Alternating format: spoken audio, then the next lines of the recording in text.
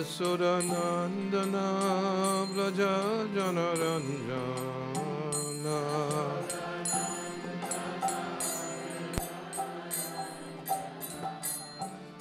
Yamunatira Vanachari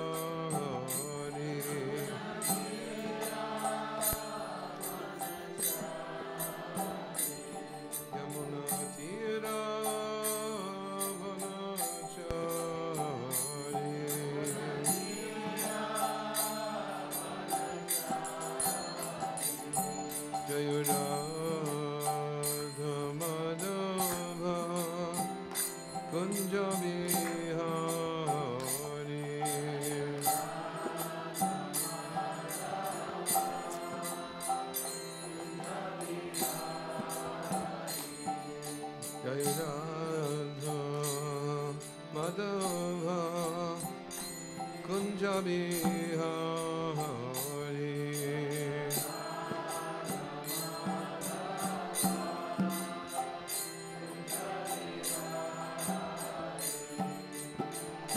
Gopijana Vallabha Girivardhari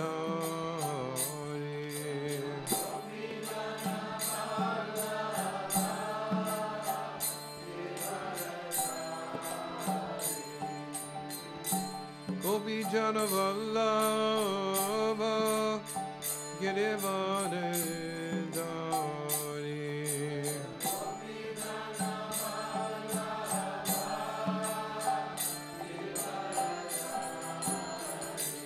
Yasuranandana Raja Janaranjana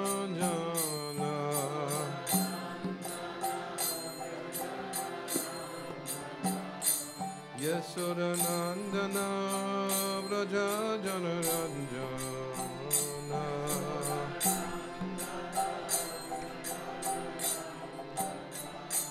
Yamunatira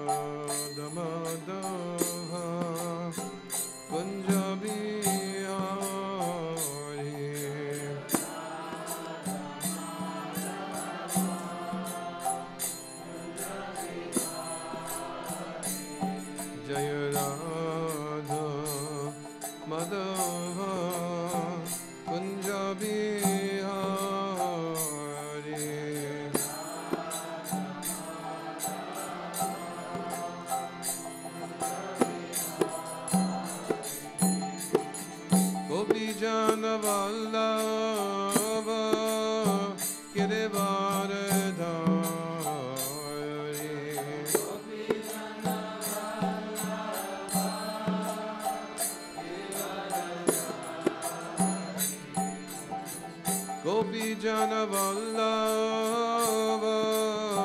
Girivardhari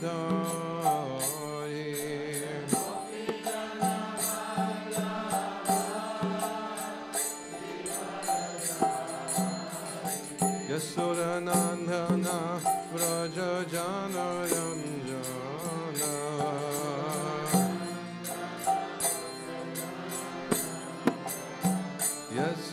Yasuranandana Vraja Janaranjana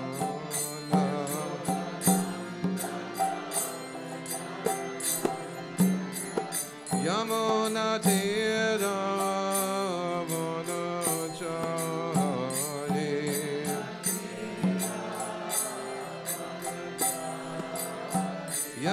Yamunatira Vanachari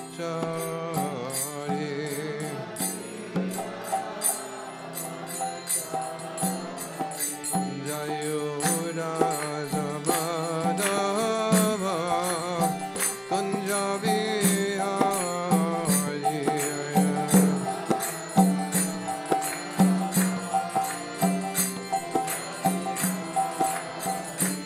Jayo Radha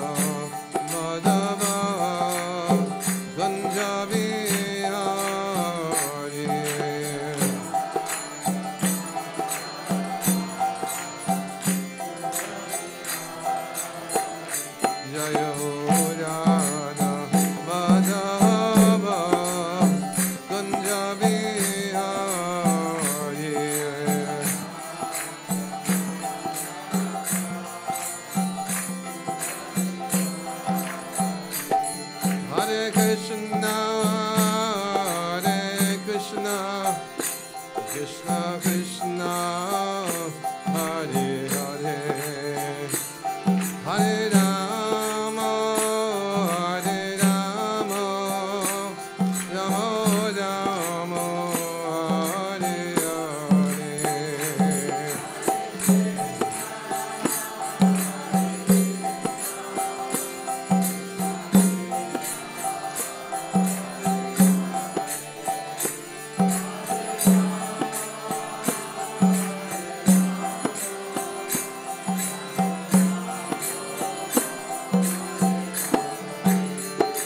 Hare Krishna, Hare Krishna, Krishna Krishna, Hare Hare, Hare Rama, Hare Rama, Rama Rama, Hare Hare.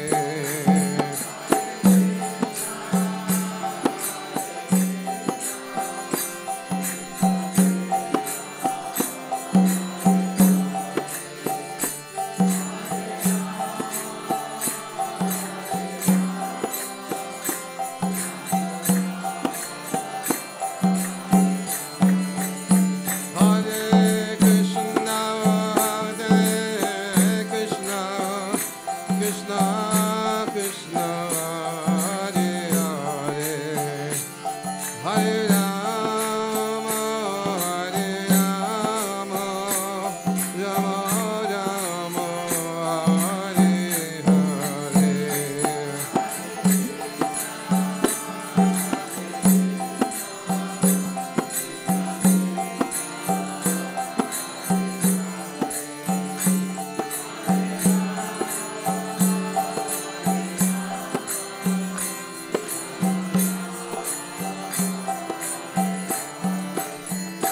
Hare Krishna, Hare Krishna, Krishna Krishna, Hare Hare, Hare Rama, Hare Rama, Rama Rama, Hare Hare.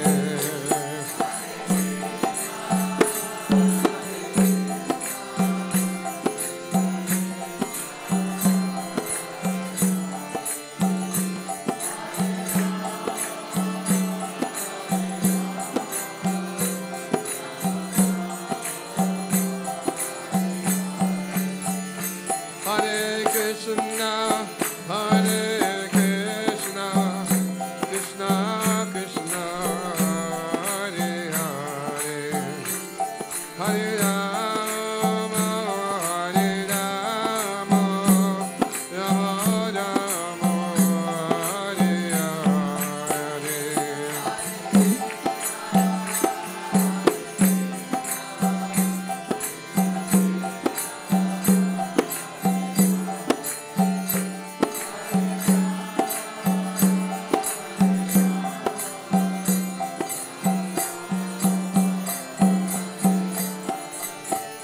Hare Krishna, Hare Krishna, Krishna Krishna, Hare Hare, Hare Rama, Hare Rama, Rama Rama, Hare Hare.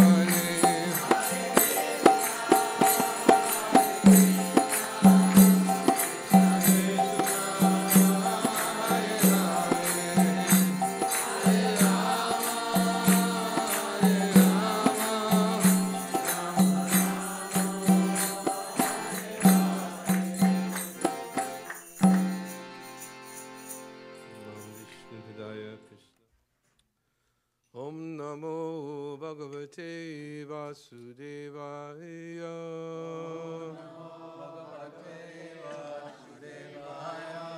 Om Namo Bhagavate Vasudevaya.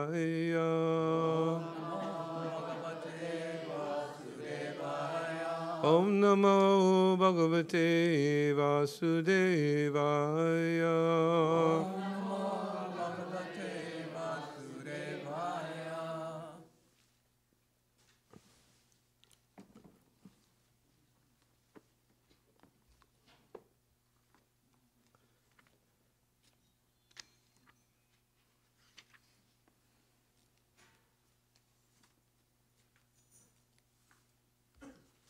Bhagavad Gita, chapter 13, texts 8 through 12.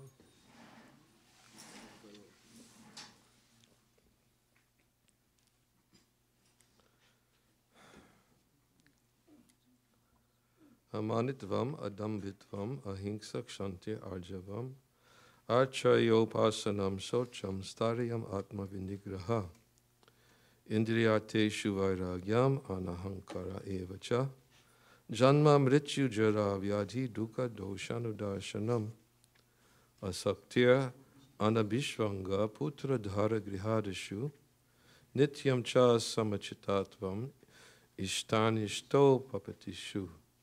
Mayi chananya yogina bhaktir avyapacharani vivikta desha sevatvam aritya jana sangsadi adhyatma jnana nityatvam tattva jnanartha darshanam etaj jnanamiti proktam ajnanam yad atonyata. Translation. This is texts 8 through 12 in chapter 13.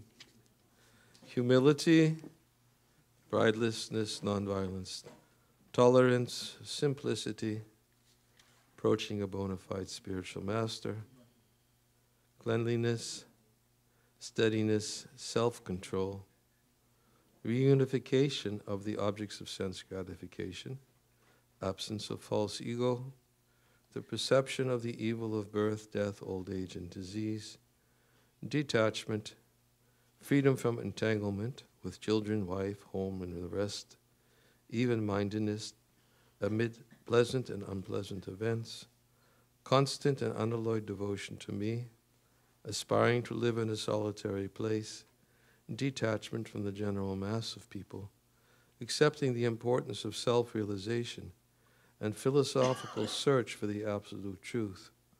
All these I declare to be knowledge, and besides this, whatever there may be, is ignorance. Purport. The process of knowledge is sometimes misunderstood by less intelligent men as being the interaction of the field of activity. But actually, this is the real process of knowledge. If one accepts this process, then the possibility of approaching the absolute truth exists. This is not the interaction of the 24 elements as described before. This is actually the means to get out of the entanglement of those elements. The embodied soul is entrapped by the body, which is a casing made of the 24 elements, and the process of knowledge as described here is the means to get out of it. Of all the descriptions of the process of knowledge, the most important point is described in the first line of the 11th verse, Mayi chananya yogena bhaktir avyapacharani. The process of knowledge terminates in unalloyed devotional service to the Lord.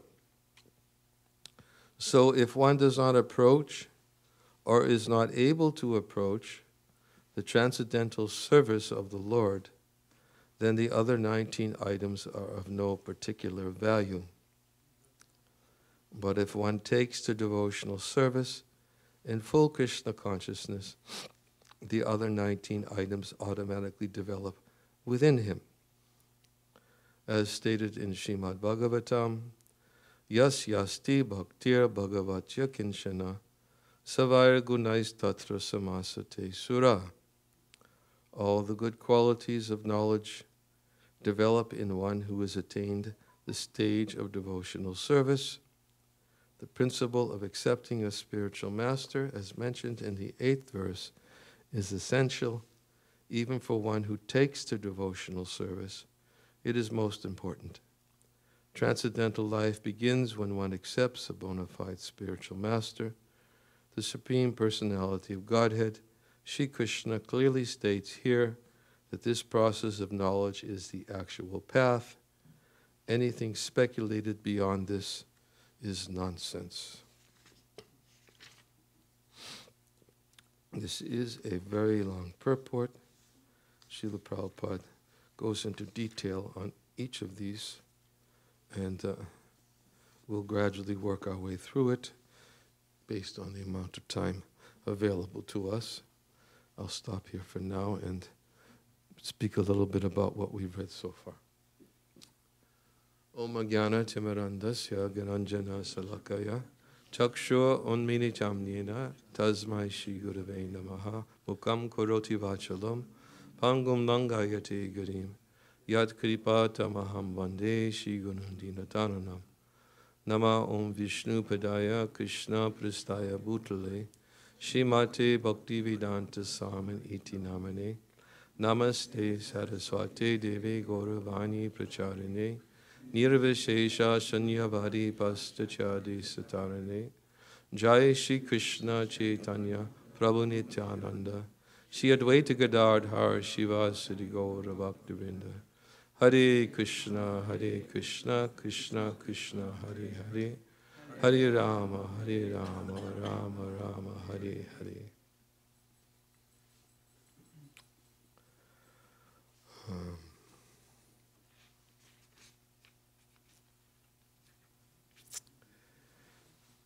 This verse speaks about knowledge and the means to achieve it.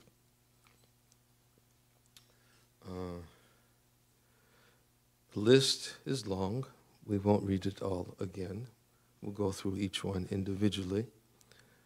But all of these, as Krishna says, I declare to be knowledge, and whatever, besides this, whatever there may be, is ignorance. Srila Prabhupada begins in this commentary by explaining that this knowledge is not the interaction of the 24 elements as described before. This is actually the means to get out of the entanglement of those elements. Elsewhere it is explained that there are different types of knowledge and means for obtaining gradual levels of knowledge. In fact, we spoke about this the other night. I believe it was in Hartford. We talked about the 5 types of knowledge, beginning with pratyaksha, paroksha, aparoksha, aprakrita, adhoksaja, and aprakrita. And the first method for obtaining knowledge is pratyaksha. Pratyaksha means sense perception. And just as the scientists do their investigations and studying, Prabhupada is talking about the knowledge that we're explaining in this verse is not the interaction of the 24 elements as described before. It is the means to how to get out from the influence of these 24 elements. So pratyaksha means the observation of the material energy, and it is one of the means by which one can gain understanding of the material world. But although we may gain understanding of the material world, this understanding of the material world is not complete because we don't understand that behind this material world there is a supreme controller and there is a origin of everything that exists from this material world. That supreme controller or absolute truth can never be achieved by the process of pratyaksha. Prabhupada explains about the ineffectiveness of direct perception. He gives the example, just like by pratyaksha, we may look at the sun by sense perception and perceive it as a ball, a fiery ball in the sky. But through paroksha, which means hearing from others who have also achieved knowledge by sense perception. We have our own process for sense perception. If we don't have telescopes, if we don't have science books, if we don't have methods for knowing the actual sun as it is, then we're dependent upon paroksha. We hear from others who've gone a little bit more in depth in studying the sun by using their massive telescopes and by doing their laboratory experiments. But still their sense perception is still limited, although they may know about the existence of the sun, the gases there, the impact that it has on the universe, its movement, various decisions they make by their pratyaksha approach. Still their knowledge is not perfect for the same reasons as we gave before. So there's pratyaksha and paroksha, which is to hear from other authorities. Paroksha means hear from somebody else, but who've gained their knowledge also by sense perception. Then there's aparoksha. And aparoksha is that knowledge which is experienced through detachment or renunciation of this material world. It is actually the highest level of knowledge that one can achieve by aparoksha, is the realization of Brahman. Now, that is the third time that phone has somebody maybe might have understood by now that maybe it might be recommended to put the sound off. Whoever phone is keeps on reminding us that your messages are coming in. Forgive me for my faulty pratyaksha. But it can be a distraction. Usually on most temples they have a sign on the front door that says, please turn off your mobile phone.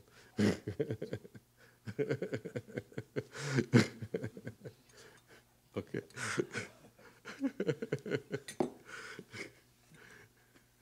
So, aparoksha.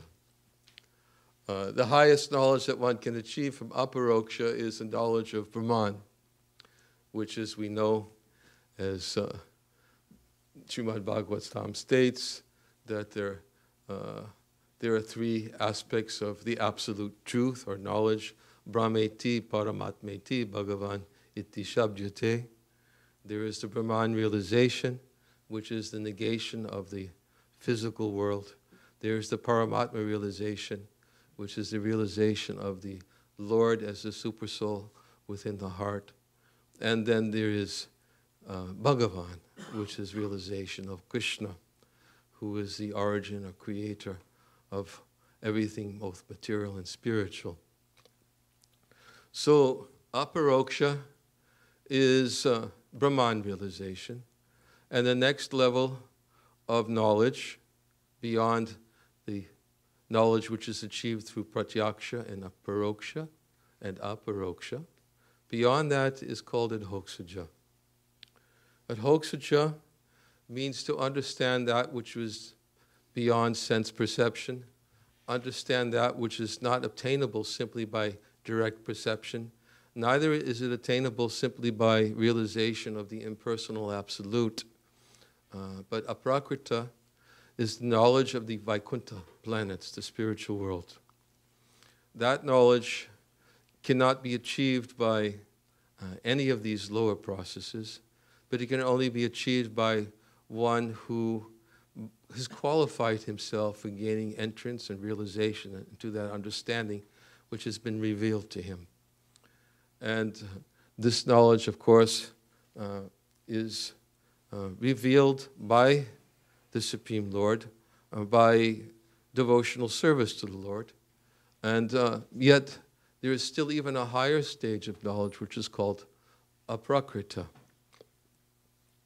And this is the highest stage of knowledge.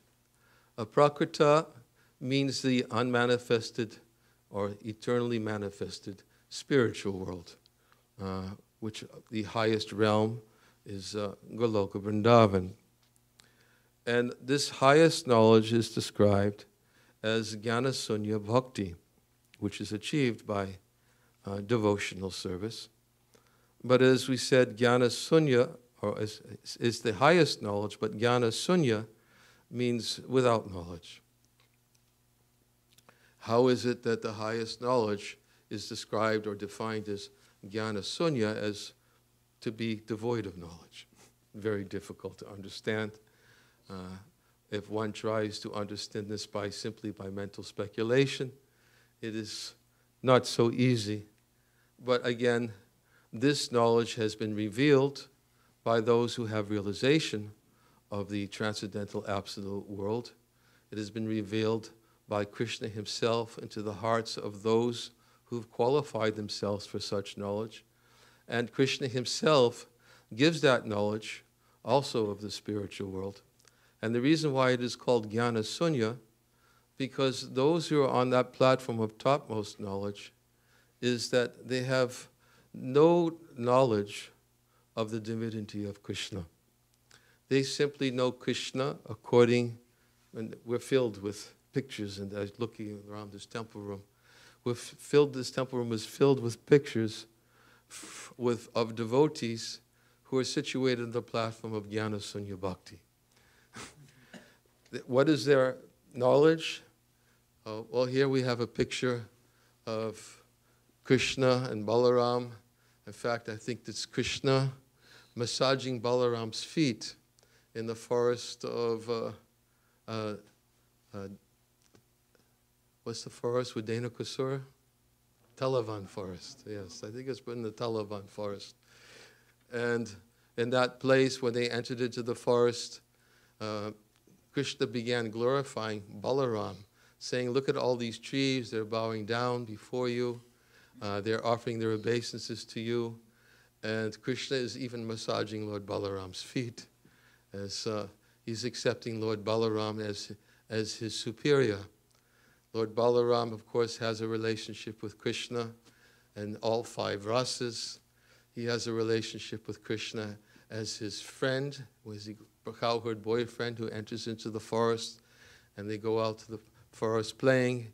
He has a relationship as a servant of Krishna because he considers himself to be Krishna's servant and renders service to him in various ways. He has a little bit of parental affection because he's his elder brother. And just like in the ancient times, if somebody is an elder brother, then he has sort of like a parental affection towards his younger brother, or trying to protect his younger brother.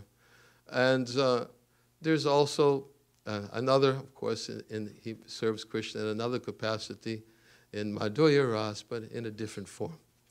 But nonetheless, the relationship that exists between Krishna, Balaram, and all of his friends is that of Jnana Sunya Bhakti, because they don't know, Krishna's friends don't know that Krishna is God. Krishna's friends, they simply know that Krishna is their friend.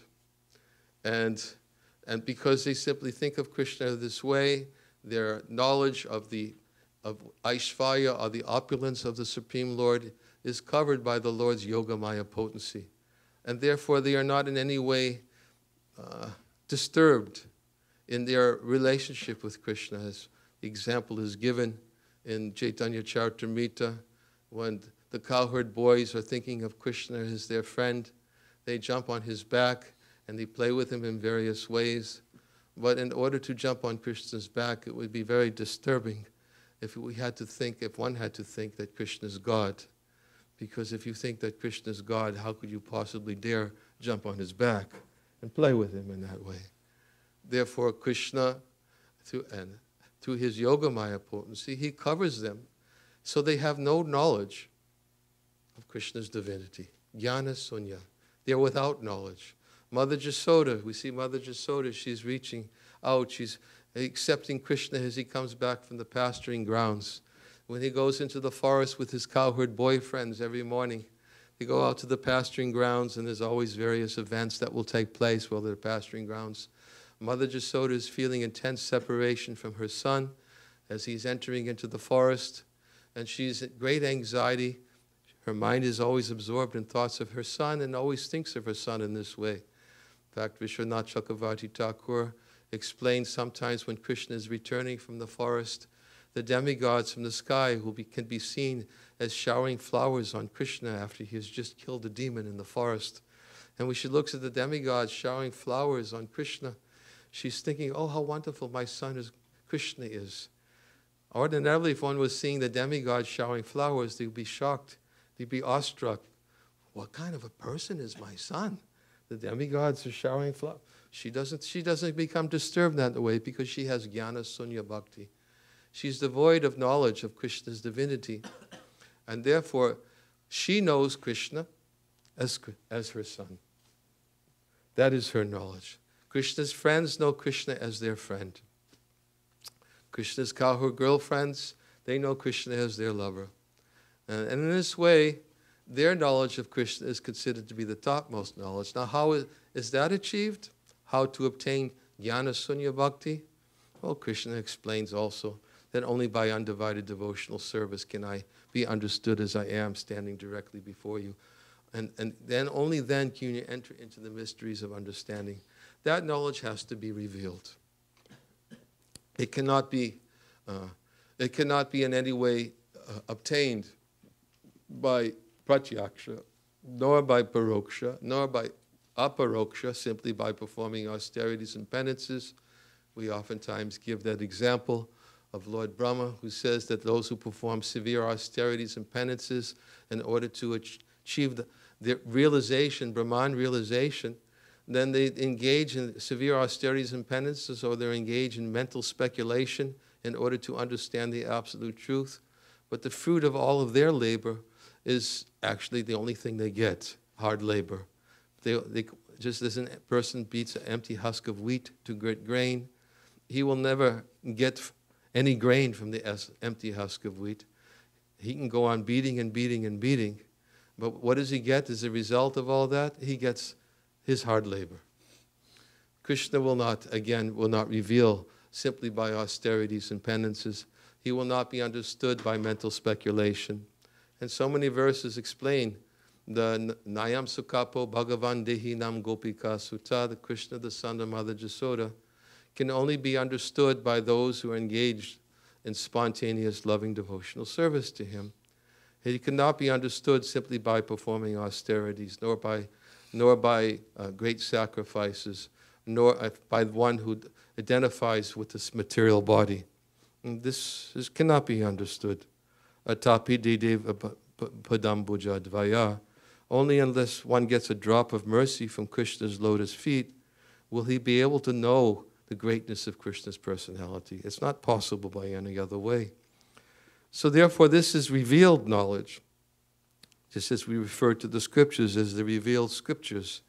These scriptures are the revelations, the realizations of self-realized devotees who have understood their relationship with Krishna, who've demonstrated by their love for Krishna how one can have a loving relationship with Krishna. And in this way, Srila Prabhupada emphasizes the point here in this verse that this process of knowledge terminates an unalloyed devotional service to the Lord. And he quotes the verse that says that Mayi Chananya Yogina Bhaktir Avyabhacharini. That verse describes that, what is it? I'm sorry. Constant and unalloyed devotion to me. This describes to be the culmination of all knowledge is achieved. Vasudeve Bhagavati Bhakti Yoga Prayojita Jane Yasu Vairagyam Gyanam Charyata Hatukam. That by rendering devotional service to the Lord, one automatically acquires causeless knowledge and detachment from this world. So then Prabhupada goes on to explain another very important point. He says if one takes devotional service in full Krishna consciousness, the other 19 items automatically develop within him. And then he says that,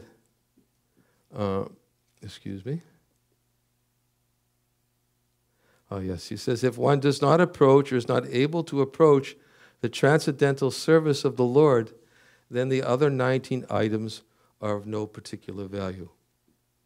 There is a verse also in the 3rd canto of the Srimad Bhagavatam, which explains that anyone whose religious activities, anyone whose work does not bring him to religious activities, anyone whose religious ritualistic performances do not lead to renunciation, and anyone who is situated in renunciation that doesn't lead to devotional service to the Lord, is considered to be like a dead body, although breathing.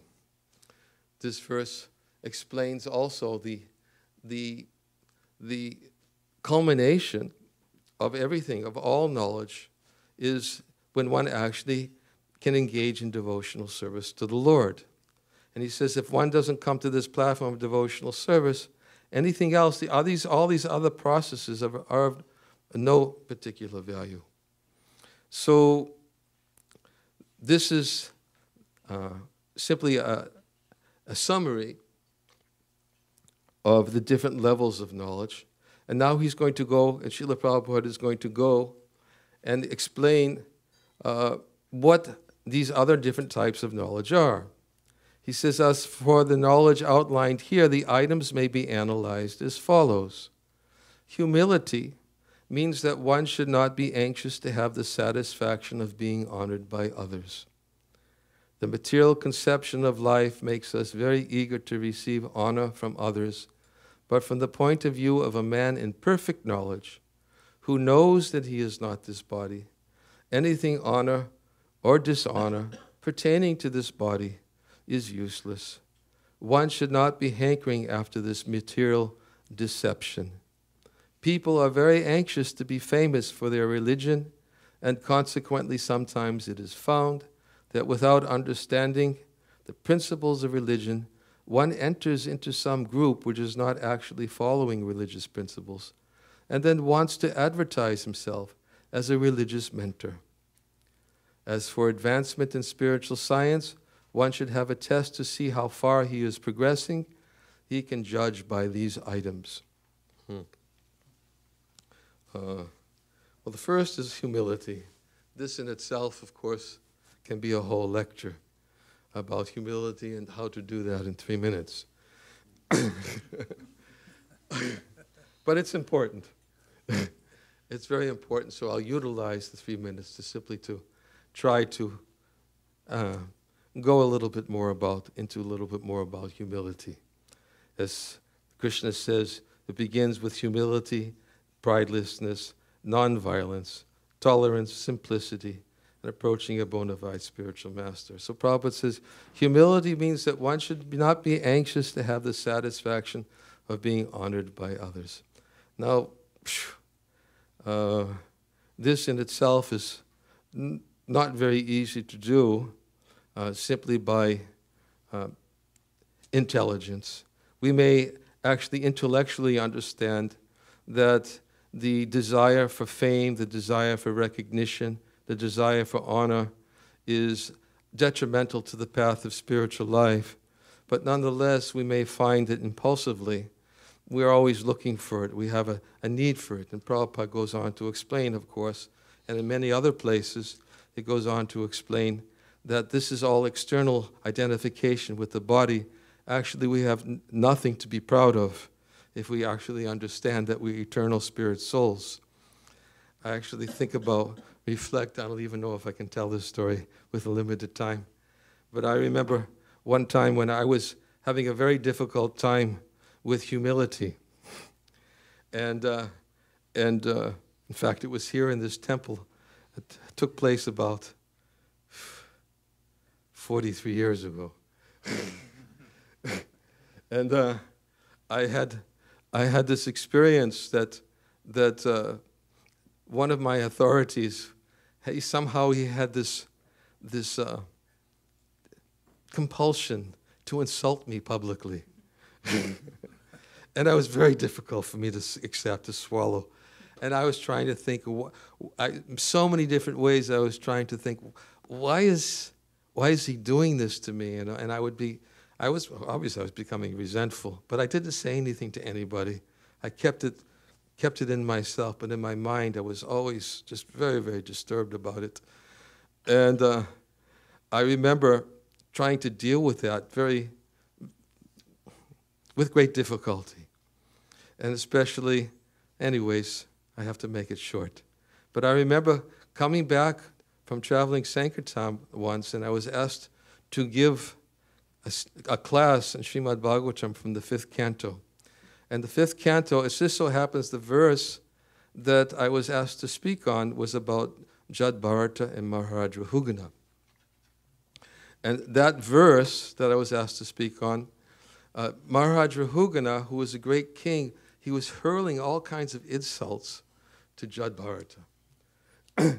And Jad Bharata, of course, because Jad Bharata was a very transcendental personality, he had previously been Bharat Maharaj, who had to take birth, who fell down from a very elevated platform as a great saintly king from an advanced platform.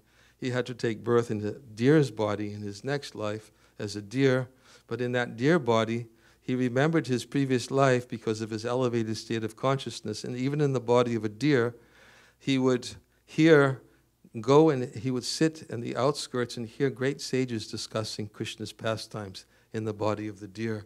And in his next life, he took his birth as Jad Bharata. And as Jad Bharata, he externally appeared to be like a deaf, dumb, dull person, because he was so realized from his advanced consciousness from previous lives that he realized that he didn't want to make the same mistake again, and he didn't want to get entangled with anybody, so he behaved like a deaf and dumb person. So this Jad Bharata was taken as the palanquin carrier for Maharaj Rahugana, and Jad Bharata, while he was carrying the palanquin, he was trying to avoid, because he was a self-realized soul, he was trying to avoid stepping on the ants in the path. And because he was trying to avoid stepping on the ants, all the other three palanquin carriers were trying to keep the palanquin steady, and Jad Bharata, who was trying to avoid the ants, was bouncing and causing the king to have a very disrupted ride on his palanquin, and became very disturbed and began hurling insults at Jad Bharata. And he began calling him so many names, called him like an animal. He said, "What are you doing?"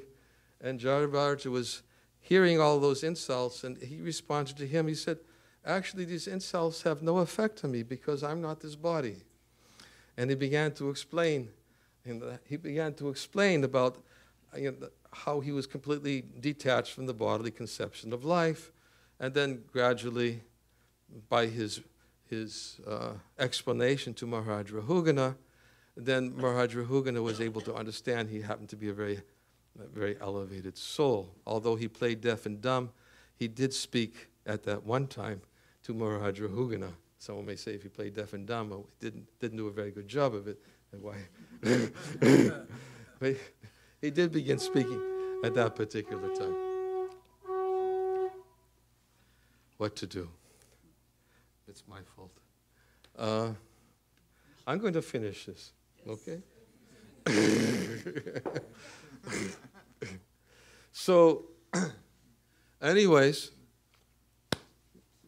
so I happened to get this verse when when Jad Bharata was speaking to Maharaj Rahugana.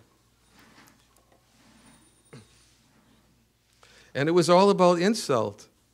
And I was, at that time, as I told you, internally I was really struggling with insult, and I wasn't being very humble. And somebody may look at it that, well, you should have been disturbed. Why is somebody insulting you publicly? Okay. Krishna had a reason for it. I'm convinced. I'm completely convinced. Don't anybody try to tell me I should have been disturbed. I'm convinced now, 40 years later, that Krishna had a reason for doing that to me. I could be not more convinced in anything. He had something for me that I needed to learn. So I was sitting and I was speaking on this verse, and then as I was speaking, I was trying to understand what's in this for me, but I didn't catch it yet. So somehow Krishna arranged, which something never happened, that I was asked to give class again the next day. And the next day was a continuation of the same point. So as I was giving the class on the particular verse, it began to hit me that, yes, there is no reason to be disturbed by insults. And in fact, it was during that time also when I memorized one verse. Sometimes devotees hear this verse from me so much, but it's because I learned this verse during that very difficult time, and where it is stated, Taraskrita vipalabda kshaptakshitta hatahapi nasyatat pratigurvanti tad bhakta kavayopihi, that devotees of the Lord are so forbearing that even if they are cheated, cursed, neglected, insulted, disturbed, or even killed, devotees are never inclined to avenge themselves. I learned that verse because the verse is speaking about being insulted. Not only being insulted, neglected, disturbed, killed. Because someone would say, how are you going to seek vengeance if you're killed? But if you read Bhagavatam, there's stories of persons who came back in the future to seek vengeance upon those who killed them. Bhagavatam gives the whole story, not just the externals. That's the beauty of Srimad Bhagavatam, that you get the opportunity to hear about persons after many lives, and not just in one life. It's not like reading a historical account of Abraham Lincoln and how he was an honest man, yes, and or some whatever else you maybe learn about his character. But when you read Srimad Bhagavatam, you read about great personalities and how they achieved perfection by devotional service. And therefore, because Srimad Bhagavatam glorifies devotional service in every page, Srila Prabhupada says that all the knowledge culminates in devotional service, without which everything else is really not of any real value. So humility, here the humility is described, means that one should not be anxious to have the satisfaction of being honored by others. Now I cannot say that I came to that realization at that particular point, but one realization I did have, as during that second class I was given, I began to get the realization that Krishna put me in that position to speak on that topic for a reason. And by speaking on it, I began to feel like happy that I was being insulted, because I was thinking I could have never gotten the realizations I got while speaking on that topic if this person was not insulting me. It would have been just another theoretical academic presentation, as usual sometimes if we're not careful when we speak on a particular topic. But I was thinking, I was getting so many wonderful realizations as I was speaking about being insulted. I actually felt like Krishna was massaging my heart and pacifying me by giving me the opportunity to understand that actually there is no reason to feel pain or to be affected or what to speak of by external insults, because these things they're not insults of the soul. They're just simply connected to the body. They're external. So, as I said, also my experience is that I felt very pleased. And when the person who actually had been doing that to me, insulting me in that way, I never said anything to him. I never said I was disturbed, because I was actually internally, I was feeling very happy. And not only that, but shortly thereafter, he wasn't insulting me anymore.